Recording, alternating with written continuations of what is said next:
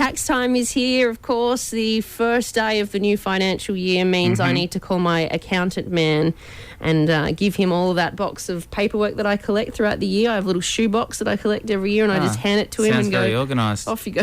Haven't you booked in yet? No. I booked in 2 weeks ago. No. They fill up fast, man. No, I'm not in a hurry. I'm really not. It's free money.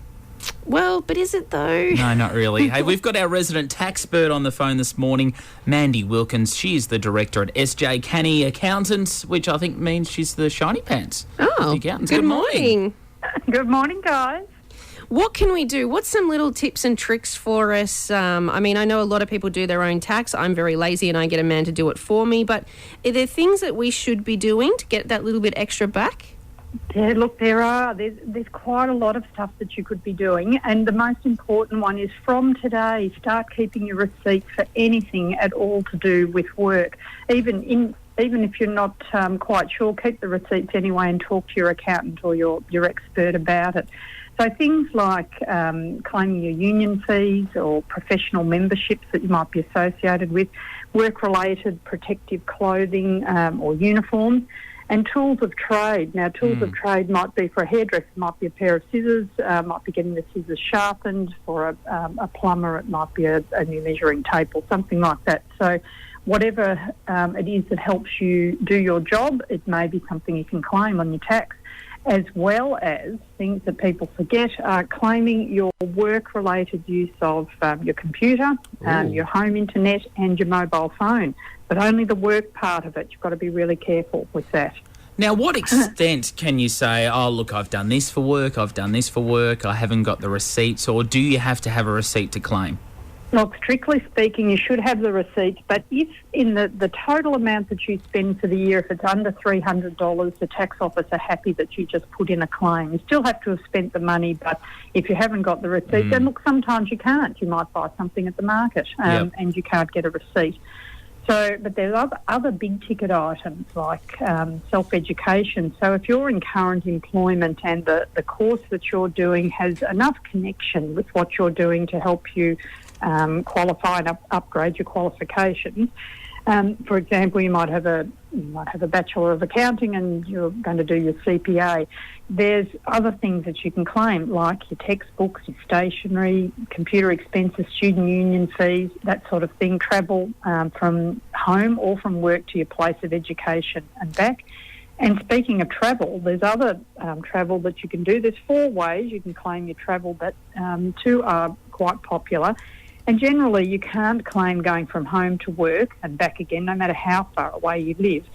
But there is an exception to that rule. So if you're transporting bulky tools or heavy equipment between home and work and there's no safe place for it to be locked up at work, you can claim going from home to work. There's a limit to that, though. You can claim up to 5,000 kilometres, and depending on the engine size of your car, so for example, a Falcon could be claimed at 77 cents. Hypothetically speaking, here we go. If I happen to have a debt to the government, like a studying debt, and this would be the first tax return I've had since accumulating that debt, would I be looking at getting any money back, or will all my returns go to that debt? Well, hypothetically speaking, if you have a debt to the government like that, your employer should have been deducting an appropriate amount out of your pay each time you get paid, so each time you're taxed. And that money gets set aside, and then when you do your tax return at the end of the year, that money will be applied to your HECS debt. Now, you can earn up to $53,000 this year before you have to pay any of that debt. So if you come in under that and you've had some HECS taken out of your weekly or fortnightly pay, you'll end up getting that back in your pocket.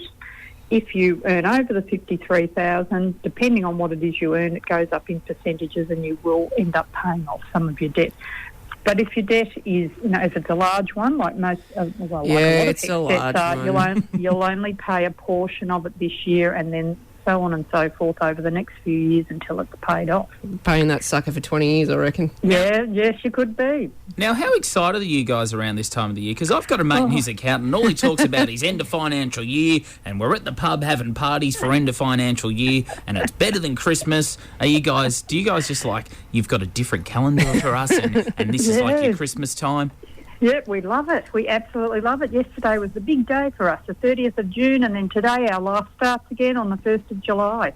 So we're really looking forward to being able to help people maximise the amount of their refund, or help reduce them on the amount of tax that they have to pay by doing everything properly, by checking receipts and giving people clues of how to do things. And look, there's loads of people that do their own tax, but there's nothing quite like getting a professional to do it and make sure we squeeze every single thing out that you're legally able to claim. Well, that's our resident tax expert, Mandy Wilkens, Director at SJ Canny Accountants. Thanks very much. You're welcome.